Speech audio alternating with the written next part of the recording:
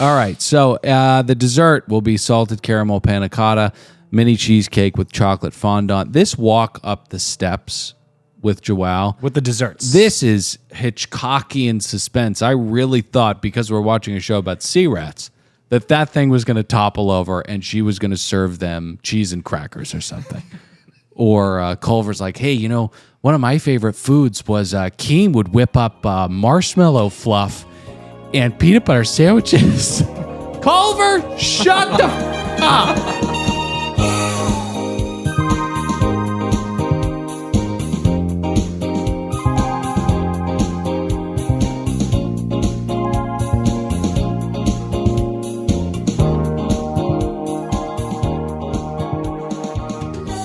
Welcome aboard another brand spanking new episode of another Below Deck podcast. My name is Dylan. I'm saddled up next to one, Patrick Hickey. Hey, great to be here. Permission to come aboard. Granted. Kalen? Hi.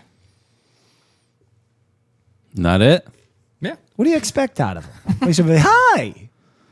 Great to be here. Me and Pat are at odds right now because we just recorded a episode of Bad TV. Go over there. And I just lost my mind. I was talking about hunting deaf people. It was contextually appropriate, but I was also going off on the late McDonald's parfait, and Pat's really pissed off right now. I am not upset at all. Look, this is how we create, Dylan. But it's a great episode that we laid down. Head on over to Bad TV and listen to our coverage of Before the 90 Day and Flavor of Love Season 2. We're just wrapping up Flavor of Love Season 2. And all I was saying about hunting deaf people is that it would be easy. Right. And that's not, I'm not saying that I would do it. Mm-hmm. It's just, anyways. I'm a little heated tonight. You're still heated? Yeah. You know why? Why is that? Butterball. Butterball, Captain Lego Head. Butterboy, Captain Lego Head himself. We have a fantastic episode to get into tonight. The season is firing on all cylinders. Somebody's going to die tonight. I mean, likely not. But what do you think happened to that guy? What guy? What are you talking about? At the end of the second episode. At the end of the second episode. Something happened? Someone almost died? I don't remember. I don't remember. I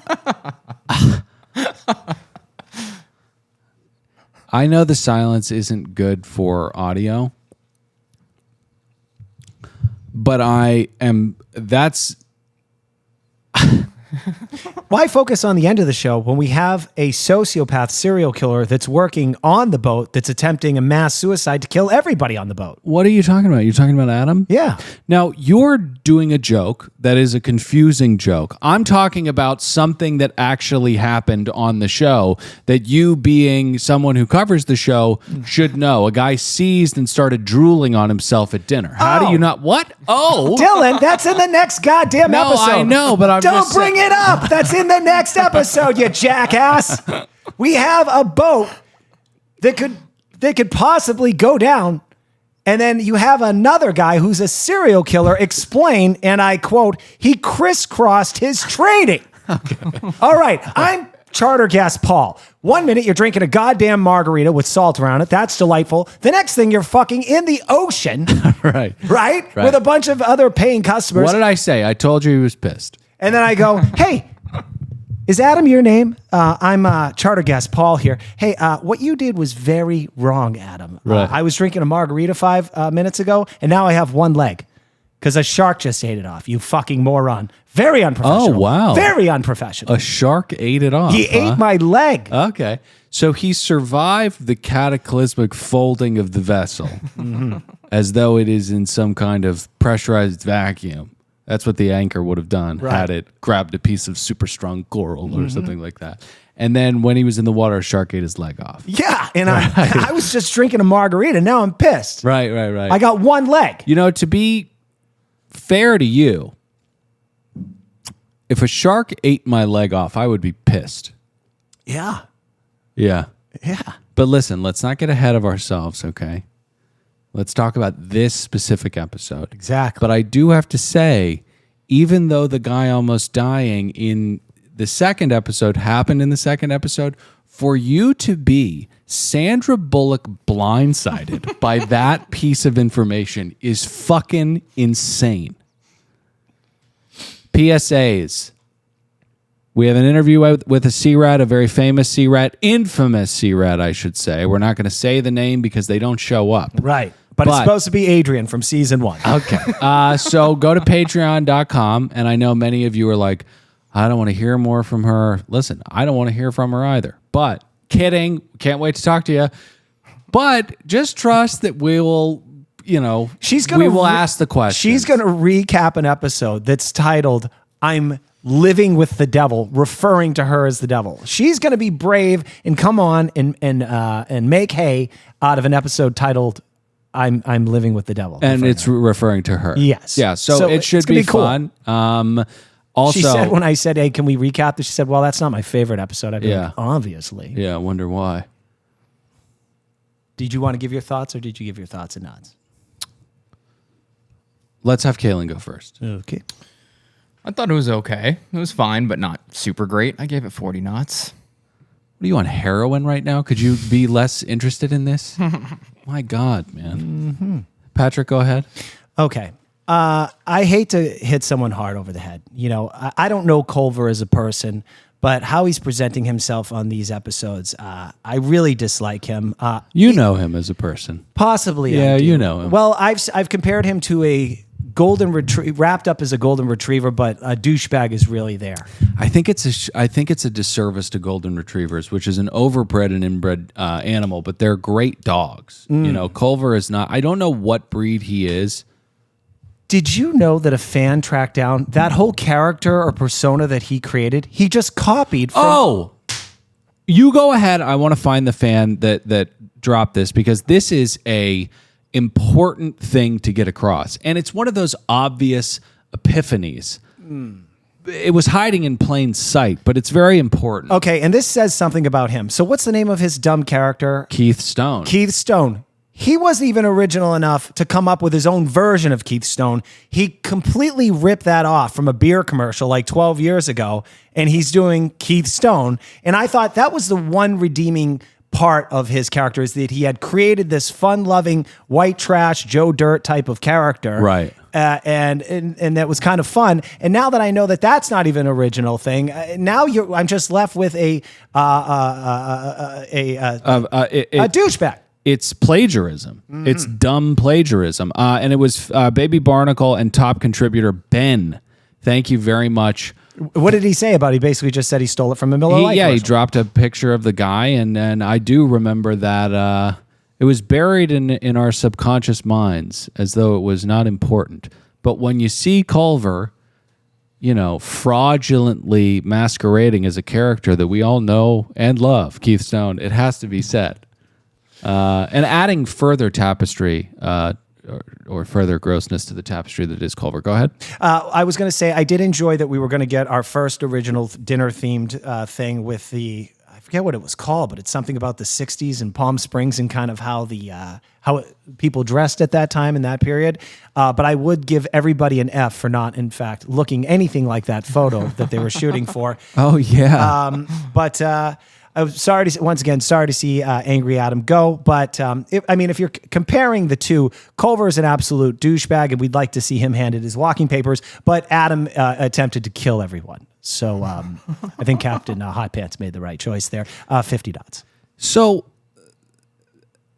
Culver continues to be, he's a little bit of an enigma, not in that he is confusing in any way, shape, or form. It's very clear that he's just a privileged butt plug of a human being whose mother had something going on with her career and decided to overwhelm him with, I don't even want to say love, because love is letting your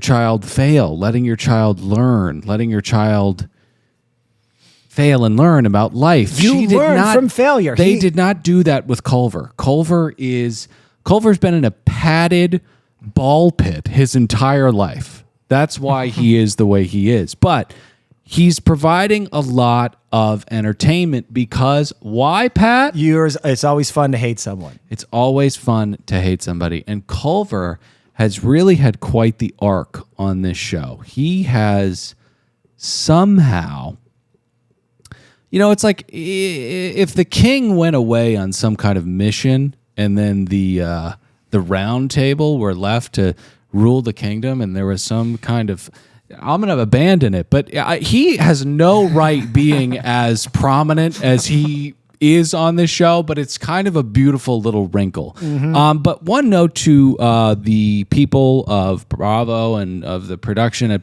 at Below Deck, and I know that you're listening, please, God, stop showing him, period. But the eating thing specifically, I don't want to see him talking about Keem's food. I don't want to see him eating as much as he. Ray Gun? Yeah, the superpower. Is she part of? She was on Med, and she was a Street Fighter character, and her superpower was that she smoked. Right, and she smoked. And she wins. She's a cheat code. She smoked like she was on Dr. Trupinsky's Celebrity Rehab. Because, what was it, Adler? Steven Adler, the drummer for Guns N' Roses. Yeah, he just smoked constantly. That's what Ray Gun smoked like. Culver's eating breaks are like a fucking Pall Mall addict that is punching the clock, but only there for half the day because they're sucking down a carton a day.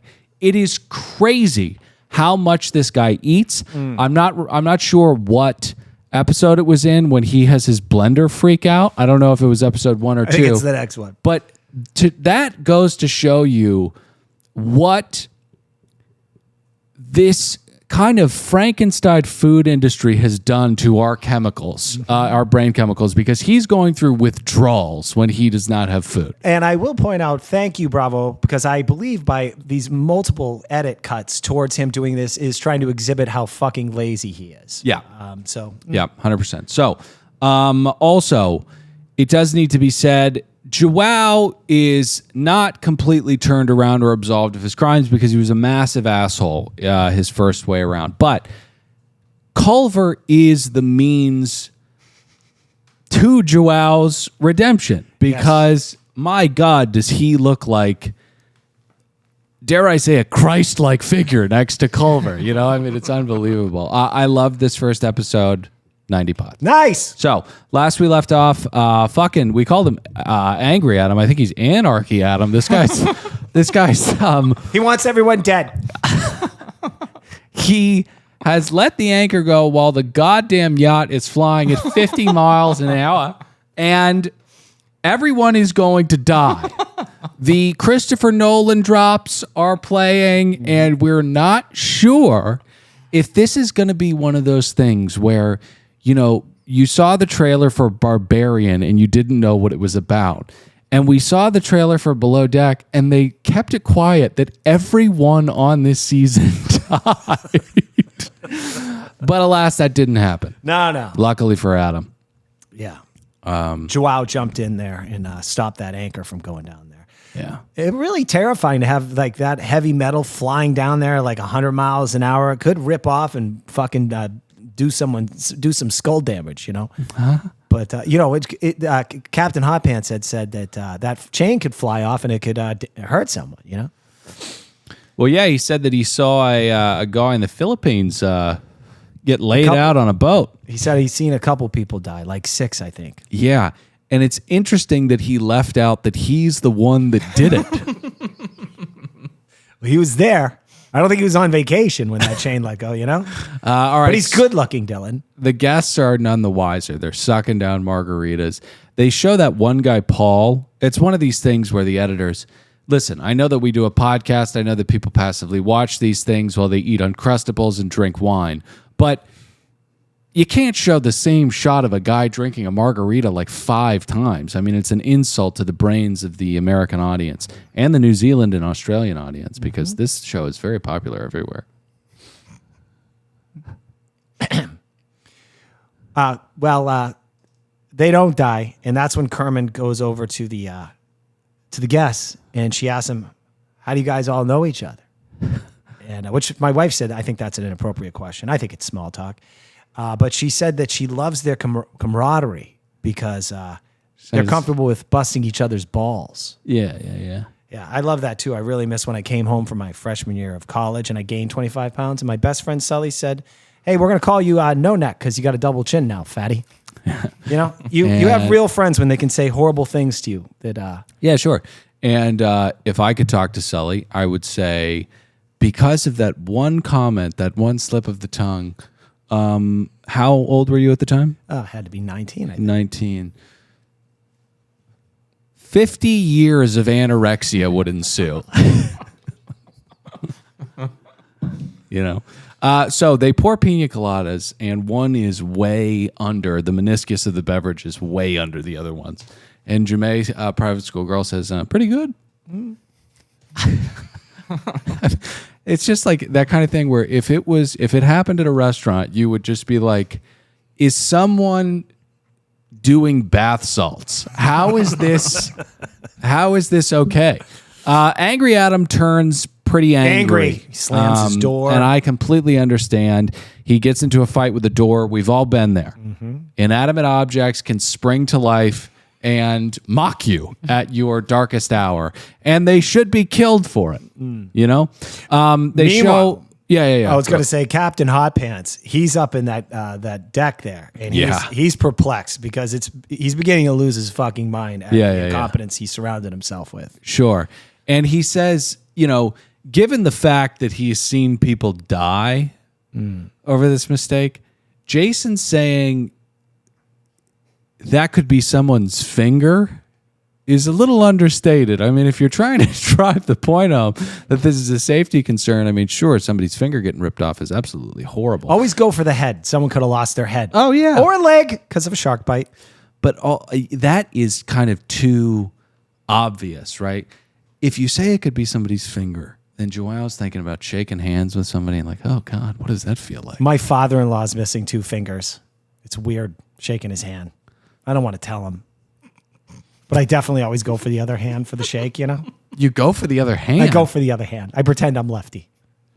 Yeah. Do you think that is working? He's fallen for it a couple times. My grandfather, actually, really sad story, had a mutilated hand. He burnt it as a child on a... It always happens when they're kids. Yeah. Not a lot of parental... guidance back then. Kids were losing all sorts of fucking fingers. Yeah, and you think what with the lack of mental health awareness and stuff like that, you know, when you're branded a Quasimodo kind of character back in the 1930s, you know, it can really derail your life, and before you know it, you're sucking down a glass of vodka before 9 a.m. Yikes. You know, familial patterns of pain are tough to get out from under. Yes, you know, and they all start with, "Hey, look at me! I got an M80." Boom! Oh yeah. Oh my God! Yeah. Right. He just blew his goddamn hand off. Right. Yeah. The risk reward of the M80 is a little out of balance, I think. Poor bastard. And it's so loud. I can't stand loud things. I was in line at a coffee shop the other day. This guy's got his chopper. One of these old guys. He doesn't know what to do. He doesn't want to fuck his wife anymore. So he buys a Harley Davidson, right? He's backing the thing into a parking spot, and it's and I'm like, I turn around like a passive aggressive coward numerous times, like, would you just park your fucking bike, please? Mm-hmm. And the guy gets off. He couldn't be sweeter. He's mixing it up. He's asking the people about their kids. And it was crazy to see this facade of a nice old man covering up the fact that this guy is a narcissist scumbag who's literally driving around on an M80 with 2 wheels. I was with my daughter, and a motorcycle went by, and she got scared because they was going. Yeah. Don't do that, you Public jerks. service announcement. Biden, if you're listening, or whoever is in charge, let's come up with a program. Anybody that buys one of these very, very loud vehicles, let's have a trap door at the dealership and you can sort out what to do with them after. Let's get back to the show. The next one could be someone's finger. That's where we got.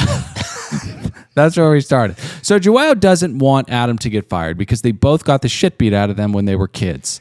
But to be fair to Joao and to Adam, to be fair to Adam, he had party animal rapist first, and then he had Butterball after that. So he hasn't been set up to succeed. No. You know? No. I love how Joao got his back on this. Joao posted today. I love how these sea rats, they can post their very, very long Instagram explanations for the episode. I guess Joao got some heat for not working enough with Captain Hot Pants to save Adam's job. And Joao's like, they edited all that out. He said, I was in there for a very long time trying to make the case for this. And also, would you people stop? What are you going to go to a boss and tell him how to do? Yeah, this, you know, this it's just not how it's done. Somebody gets caught with cocaine at their desk, but he's a good trader. You know, what are you going to do? They're going to get fired. Keep him around. Because Wall Street is not cool anymore. You know? So the guests head out for a little dive. Well, I was going to say Hair Bear or Harry. Yeah. But affectionately called Hair Bear now. He's now been put in the friend zone, so he knows he's going to take a step back, and I just have to say this to you, Harry. Good move. No, I think he takes it a little too far. You don't need to be cold. You don't need to be vindictive in the friend zone. But Harry's heartbroken, and Harry is a sweet, sweet little squirt. And I love Harry. I love so many people on this cast. I think it's such a great season of this show. So meanwhile, Margot lifts things. Culver eats. The guests get limbered up, and we head out for a little dive, which takes place on a reclaimed pirate vessel, I think. Did you see that boat? Yeah. So this is cool, you know, diving underneath the water and stuff like that. Yeah, they were real scuba diving people. Yeah, absolutely. But we've talked about it before. I wouldn't go skydiving not because of the fear of death. You have somebody attached to you, and that one woman fell from like 26,000 feet and she lived. You have to land in like marshland, and you'll break every bone in your body and you'll have internal bleeding, but you'll survive. So I'm not scared about that. It's the paperwork. It's sitting in the classroom. It's everybody pay attention. You have to do the same thing with scuba. It's just like, it's not worth it. Can we just drink and go down the slide, take a nap, and then eat whatever insane concoction Serena has come up with for the evening? Speaking of Serena. And also the coral looks like brains. Yeah. It's really Some unsettling. of them are called brains, by the way. Oh, God. They say it in Latin, but it means brains because they do look like brains. Margot, I'm going to do a meanwhile here, very much like Zarina did with Jay Wow earlier. She tells, for some reason, she says, hey, Zarina had told me that she wanted to punch you in the face. Oh, yeah. And I'm like, does this Joao character Yeah. emit like truth serum? Because people are they're admitting wild things to him that are wildly inappropriate. Earlier that day, Culver went up to him and he said, I have wrinkly balls. And he said that for no reason other than he said, my balls look like they were dried out at a raisin farm. And I'm like, wow. Yeah. Jay Wow, he emits truth serum. Yeah, I agree with you because, you know, when he got pissed off about how sandy the boat was and stuff like that, I thought it was weird how Culver was like, you should see the boat that we used out in Baltimore when I killed two guys. I ran him over. I was drunk. I was trying to hook up with this girl, and me and Keem buried him out in the Chesapeake Bay. Jesus Christ, man. Yeah. You did that. And they edited out Joao telling Jason that. He's like, I think we got a fucking murderer on our hands. And he's like, well, but I'm worried about the safety. They edited that out. Let's move on to the guests getting back from travel. And we get ready for dinner. What in God's name is this theme? Slim Andrews? What? It's Laurel Canyon Australian 70s chic? Coke chic? I guess so. There's a name for it. I didn't catch it, though. But I will say this. The Sea Rats are despondent when they get this request because you can't find this shit at a 99-cent store. No. There's nothing even close to this you can pull off. Yeah, no. This is beautiful vintage clothing. One of our fans posted a picture of it in the Facebook group. And this was where I want to be. This is when the cocaine was good. It didn't have any fentanyl in it. You were drinking martinis, having unprotected sex. Oh, yes. You know? Sexual revolution. Kind of. You know what's so crazy? You kind of you jump up in self-realization and ego growth when you go through puberty, because there's so much going on in your body, like your balls and your vaginas and your periods and your boobs and stuff. Okay. And it's all about you. You're like, whoa, I am become whole. You know what I mean? Oh, sure. And then you turn that into, you're sucking down coke and you're blowing, flag this. Let's cut this out probably. Let's move on. 2, a meeting at the bridge. Adam is brought up. He is dressed down, and it is very, very serious. But I could not really focus on the subject matter of the conversation because the medallion cradled atop of Joao's collarbone is one of those things that is just a red flag. I know that it's different culturally, but we talked about this before. These people are always weirdos that have these never-ending story medallions on necklaces. You know what I mean? Yeah. I think I remember him wearing something. What was it? Was it a bone from his... Don't do that. Oh. Was it a bone from the time his mother got beat up and he shot himself? Was that what you were going to do? I didn't know. I didn't know. Gotta be careful, Pat. Well, I want to say this. Hot Pants speaks with Joao and asks to speak with Adam. And I did appreciate that Hot Pants doesn't really stretch this out. He's basically, he goes, hey, Adam, how you doing? And Adam's like, hey, good, Cap. He's like, hey, you're fired. No. It kind of happened like that. No, it didn't happen like that. He says you got a good attitude, but you tried to kill everybody. So I got to let you go. He didn't fire him here. He just said... Oh, yeah. He says you got a good attitude, but I'm pretty sure I'm going to fire you because you nearly killed everybody. There you go. That's like you and Regis got down to C with a little help from the audience. Yeah. So Serena wants... You think it's Titanic to you? I love... That's a pretty good answer. Are you sure? Well, I was until you ruined it. You're playing for $1 million going to children's cancer research. Are you sure? No, you got that wrong. Serena is cooking, as she's wont to do. And I thought this was so funny. She was like, and to be fair to Serena, she has not been cooking the standard below deck fare. She hasn't done surf and turf before? She's probably done something similar. But listen, we have chefs that all they cook is shrimp, lobster, steak. That's pretty much. Throw in a plate of nachos with canned corn on top, and you've got a below deck chef. But Serena's creations are Neighborhood of Make-Believe and Tim Burton on a plate. And that's unique. But tonight she rests on her laurels a little bit and says, this is the decade when they really started gumming down on surf and turf. So that's what we're going to get tonight. Angry Adam can't believe that he made the mistake that he made. And that's once again when we learn that Adam does this for his family. Now, this is not Adam's fault. We talk a lot. We repeat things. But I get it. You want the brownstone. You're doing it for your family. I don't want to speak ill of Angry Adam. It's so crazy what a massive turn this young man has made right before our eyes. He goes from Angry Adam, bitching at people about safety. Ironically, he almost killed everybody. And he goes from that to this Brooklynite Hercules who is holding up 3 women saying goodbye to them on the dock because he is loved by everyone. I know we'll get to it in the next episode, but sad to see that sailor go. Yeah. He's a good kid. He's young. Room to grow. He's not that young.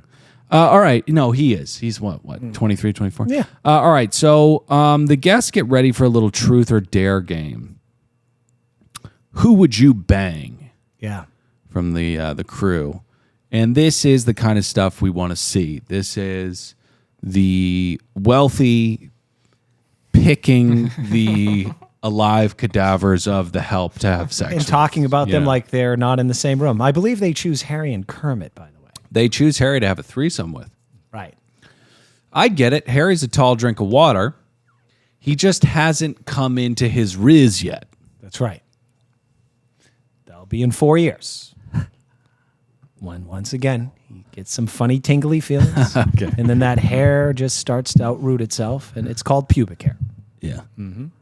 Are you lasered? I shave myself. I don't like being hairy. I just don't. When I like to dance naked in the mirror, and it just weirds me out when I look like a gorilla.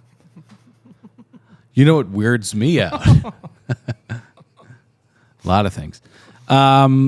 So the girls want to have a threesome with Harry. Aisha mocks his riz, then radios that they want to have a threesome with him. My God, the leniency aboard this vessel. Hot Captain is overhearing Aisha just go, "Hey, Harry." And he's totally cool with it because Aisha puts in his contacts. Mm-hmm. It's a friendly boat. Yeah. Mm-hmm. People are starting to come around my theory that there's a whole lot more to that helping him out with his contacts. You know what I mean? People are starting to come around to it. Are you claiming that as yours? Well, I brought it up first.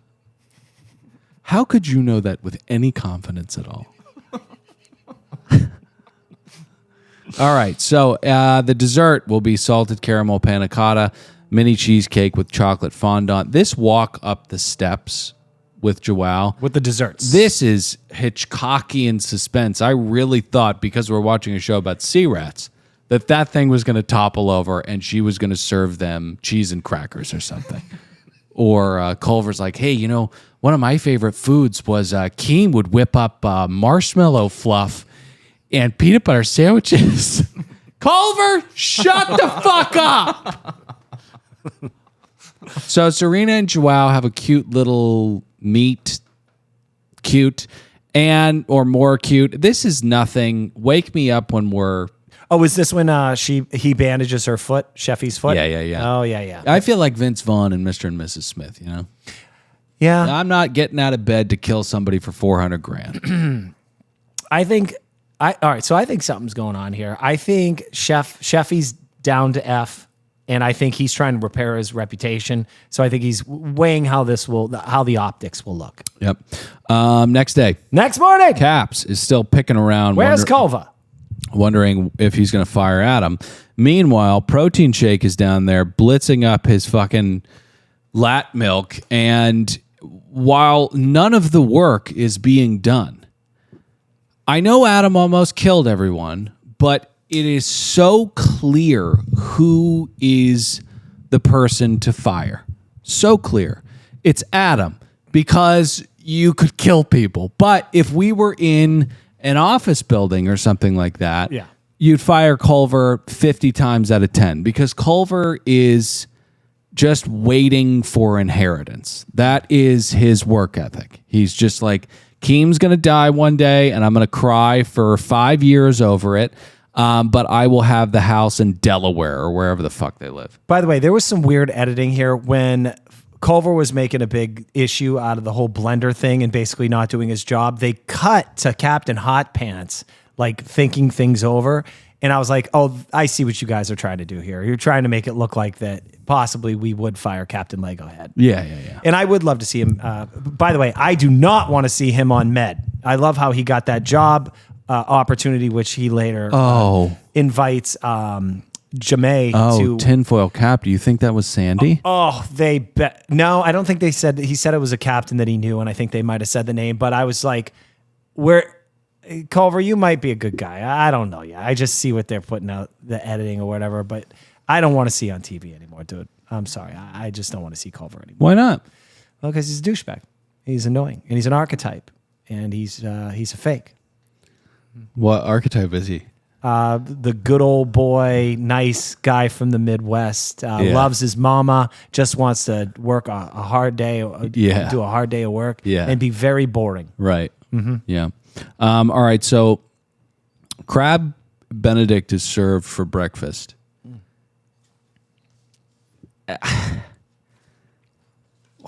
In what world are people eating this? I know we're on vacation, but my God. Would you eat a crab Benedict? That's very rich. No. But I don't like seafood. You don't like any seafood? Mm-mm.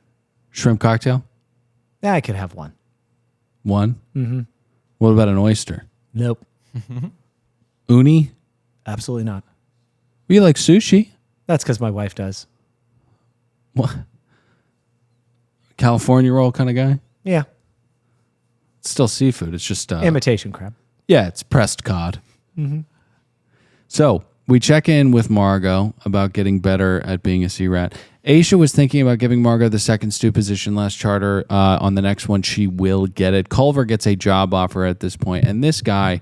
He's like, hey, thank you for the job offer. Also, I'm currently fucking someone. Can I bring her? She'll work. So Harry and Margot, this is where Harry is still very, very cold to her. Harry, come on, man. This is part of the lacking of Riz. If you're friend zoned, just be in the friend zone. Play the long game, okay? You have to be, when you're friend zoned, and I know from experience, you have to turn into a Komodo dragon. Now, I don't want to sound predatory, but what Harry has to do is bite the leg. Poison. And wait for the saliva to render. I'm not going to keep going because of what we've did with the Luke thing. Yeah. But you get what I'm saying. Just play the long con, but definitely don't be mean to her. This isn't fifth I'll grade. agree with that. I think, maybe going too far. Be friendly, but definitely don't flirt with her. All right, so Culver is talking about eating again when the... sorry, I blew that in your face. That's all right. When the tender is floating away, the guy just... Dead horse, but the guy just drives me absolutely insane. know. I think it's because we work so hard. So when you see people who are not only like lazy, but indignant and defensive about their work ethic, which is objectively through the fucking floor. I don't think we've mentioned this enough. We have been beating him up this episode, but every time he's asked to do something, they would cut to him, and under his breath, he'd be saying something bad about the person that asked him to do it. Right, because how dare they? Keem doesn't do that. She just feeds him. Mm-hmm. So we have a white theme for dinner. It's going to be truffle ravioli, deconstructed cheesecake with honeycomb and passion fruit. You can't get any more subtly fancy than that. Mm-hmm. I do want to say this. Bravo for this white party themed table decor. White linens and simple flowers was on the table. And you knocked it out of the park. No need for glass candles with the Last Supper imprinted on them, right? Because those are for when family members try and memorialize someone who died on crashing into a freeway guardrail. You know, you put those down there, not on a $60,000 a day table. What are you talking about? Like ceramic turtles? What are you talking about? No, you ever see those candles with like the Last Supper printed on them, like at a memorial? You don't. We live in LA. Yeah. You're always like driving on the 405. You're like, oh wow, someone fucking died there. Wow, that's sad. You see like a wreath. Oh look, that's the gravesite of a Hispanic Catholic. That's sad. Yeah, because I don't really know any other people that buy those candles. Yeah. You know what I mean? Yeah. All right. Well, anyway, I'm proud of the team for that tablescape. Well done. Oh, me too. Kaylin? I'm very proud. So this is when we get to the constructive criticism. Culver is told to stop eating for the 15th time this day and go and make sure the tender doesn't fly away. Like he's left something on like the transom or whatever boat parlance they're using. And Culver brings, he in a huff puts down his rice ball or whatever and goes and does the exact thing they told him to do. And calls under his breath, calls JWoww a jerk off and a bitch. Right. Now he calls him that when JWoww says, I know that you had fucked up this thing, but when you got in the tender and saw that it was absolutely filthy, there was sand and actual shoes in there and you did nothing. Why? This is when Culver goes, is this constructive criticism or are you being a dick right now? No, you're a dick. You are so...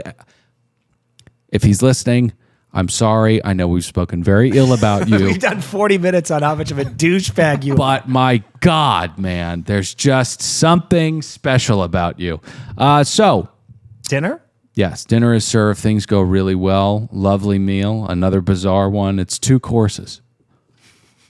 1, truffle, raviolo, and the next one, passion fruit cheesecake. Oh, nice. You know, Wow. we're going from Italy to the tropics. It's like a banjo-kazooie dinner. 64 pots. So, we get to Budgies? the morning. Yes. Yes. Oh, no. My God. Oh, well, yes. Does budgies happen at the end of dinner or in the morning? I forget. They hatch the idea at dinner. Okay. And then the last thing that happens this evening is the highlight of the episode. When Culver pitches Jemay Private School Girl on this idea that they're going to work together on the next charter, the ick hath been given, and it is icky. It's such a crazy thing that she just agrees to do it the next charter. But, you know, she's a little bit like Shelob in that she sees that there is this little hobbit that has crawled into her web. And how can you not torment this thing for as long as you can?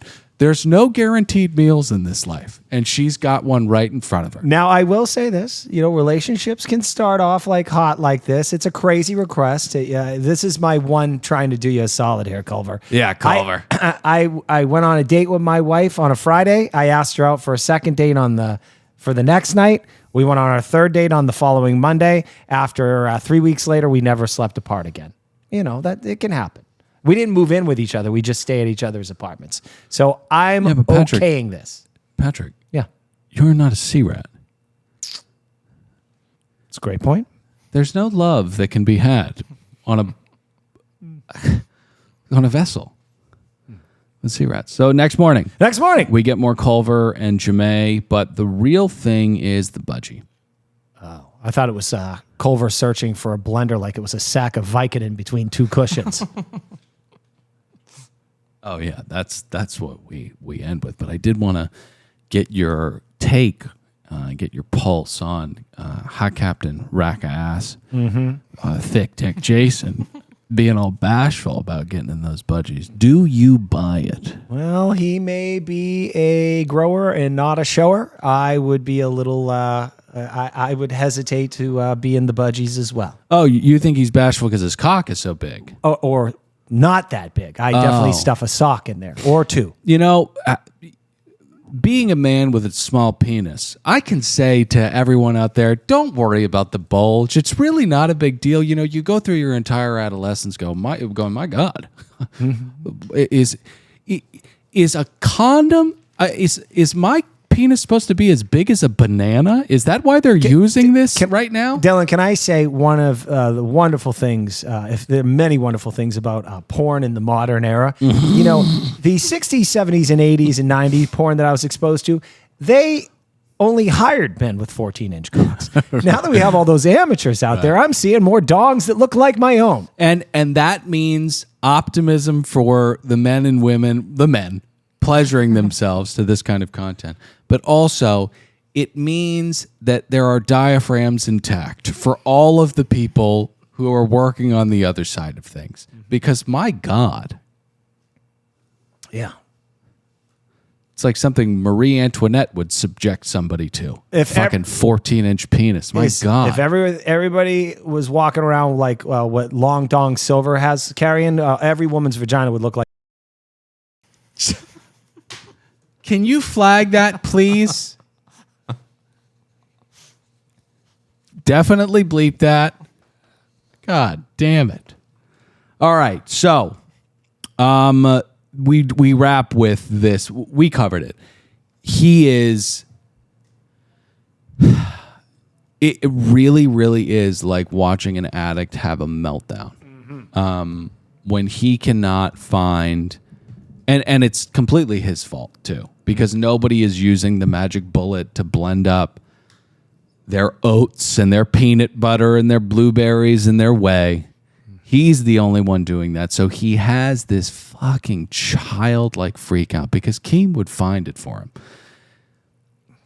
Serena has to jump in and make his shake for him. And that drove me nuts because that is Culver incarnate right there. That moment where someone steps in and goes, I'll make your shake for you, baby. It makes me sick. He slams his radio off, calls Jason a fucking piece of shit or something. Oh, we didn't talk about it. I mean, were you impressed by Jason and the Budgies? I was. Pretty impressive, right? Yeah. He's an attractive man. Kaylin, how many pots would you give it? 60 pots. His body? Yeah. You know that's too low, right? Sure.